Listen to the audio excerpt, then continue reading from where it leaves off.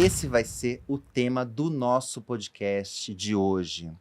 Bom, começando a história aqui, o Banco Central reduziu o ritmo de cortes da taxa básica de juros. A Selic caiu de 10,75% para 10,50% ao ano. Portanto, um corte de 0,25 ponto percentual. Esse, inclusive, era o movimento esperado pelo mercado. O que os investidores não esperavam era a divisão que aconteceu na decisão. O Comitê de Política Monetária, o Copom, não foi unânime. Tivemos 5 votos pelo corte de 0,25 ponto percentual, e sendo um deles o do presidente do BC, Roberto Campos Neto, e 4 por uma redução maior, de meio ponto percentual. E, curiosamente, os 4 diretores que votaram pelo meio ponto percentual foram os que foram escolhidos pelo atual governo, pelo governo Lula. Isso criou uma celeuma no mercado, e no momento que a gente grava aqui o podcast, a gente está vendo bolsa em queda e dólar em alta. Então, essa divisão do Copom deixou o mercado um tanto nervoso, digamos assim. E eu vou começar, Bernardo, te perguntando sobre a decisão em si. Vamos falar primeiro sobre a decisão, né? Esse corte de 0,25 ponto percentual. Na tua visão, a decisão do Copom foi correta? Você está de que lado da força, digamos assim? De quem está do 0,25 ou de quem defendia o meio ponto percentual? Não, sem dúvida, o podcast hoje tem um time bem preciso, né? Porque foi uma decisão que causou mais ruído, né? Pela forma como foi feito do que pelo movimento de taxa de juros. E pensar bem, como eu também sou economista, não é meio ou 0,25, vai mudar um pouco o ânimo dos investidores, mas as expectativas mudam, né? O mercado é baseado em expectativas. Hoje o dólar sobe, a bolsa cai, e está todo mundo se perguntando como será daqui para frente, né? E quando você desancora expectativas, é quando o mercado começa a ter preços que oscilam, os agentes econômicos se paralisam, né?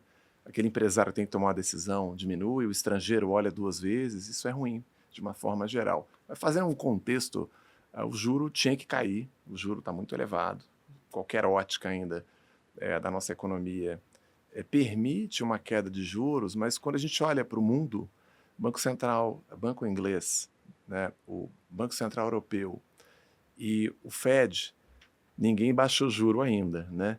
Um ambiente de inflação, cada um persegue a sua meta. Então hoje, por exemplo, saiu a decisão que também não foi unânime, foi uma decisão ali 9-2 para manter os juros em 5,25 na Inglaterra. Lá a meta é 2. Aqui o juro estava em 10,75, foi 5-4 e caiu, né?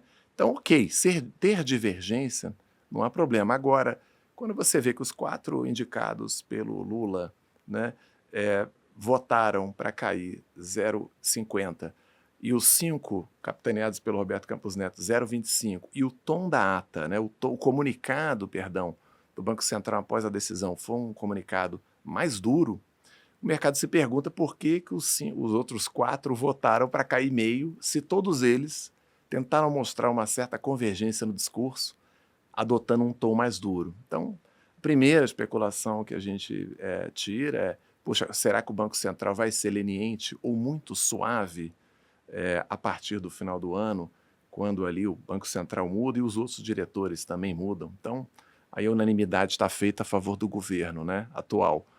E isso é que preocupa um pouco os agentes econômicos. Então, o ruído foi muito mais, digamos assim, impactado pela falta de, digamos assim, correlação entre o tom do comunicado pós-decisão do que a divisão em si. Não tem nenhum problema, até mostra que tem uma certa divergência saudável dentro do Copom, não há problema nenhum. A forma é quando o placar é 5-4 e os atores estão muito bem definidos. Então, quando o placar for 5-4 para o outro lado, né, será que existirá uma influência política nas decisões futuras? Isso imediatamente se transmite para as curvas de juros. Se você olhar hoje os juros nas curvas mais longas, 2027, 2029, 2030, então ali 11,20, 11,30, quase 12 ao ano, né? Se o governo está tentando botar esse juro 10, abaixo de 10, o Alckmin reclamou hoje, a Glaze reclamou, o que importa não é o juro de hoje, o que importa é o juro daqui a alguns anos. É esse juro que vai nortear tomar a decisão dos empresários de investirem, das pessoas contraírem dívida. Esse juro já voltou para 12. Então, é um jogo de equilíbrio de forças, mas ele é muito baseado em ancoragem de expectativas. Quer dizer, se o BC tivesse baixado a Selic em meio ponto percentual, mas não houvesse divisão, talvez o mercado tivesse reagido até melhor, na tua visão? Se o tom tivesse combinado com a magnitude da queda, talvez pudesse ter um placar até divergente, mas houve uma divergência clara, talvez entre dois subblocos no Copom, né? Coincidência ou não, todos indicados pelo governo atual, todos os que votaram com mais parcimônia na redução pelo governo anterior, e um tom que foi um tom duro, né? A gente chama de tom hawkish, né? Um tom um pouco mais pesado, mostrando que existe uma preocupação quanto às expectativas de inflação para frente. Vamos só fazer um parênteses aqui, o Brasil já teve, para quem é mais velho que nem eu, você teve hiperinflação aqui, até o Plano Real, a gente tinha inflação de 10, 20, 30, 40 ao mês.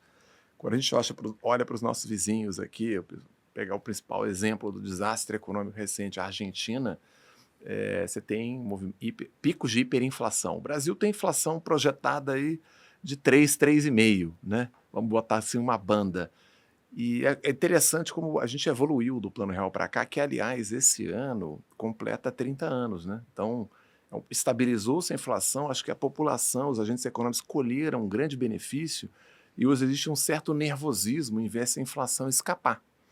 Então, a gente tem um país que tem uma série de dificuldades econômicas, orçamentos comprometidos, um gasto público absurdo, uma tributação já muito elevada, mas existe, digamos assim, uma divergência muito grande entre o que vamos fazer o Brasil crescer, mas vamos controlar a inflação, né? Então, acho que não deveria apavorar os agentes econômicos e talvez a mão do Banco Central esteja um pouco pesada, mas preocupada em não deixar escapar demais a expectativa dos agentes econômicos ou a inflação em si, lá para frente, porque o custo para você trazer de volta é muito severo, né? A inflação ela escapa devagar, mas quando ela escapa, a dose do remédio, ou seja, o juro tem que subir de novo, é a pior remédio que você pode aplicar para uma economia que já cresce pouco, né?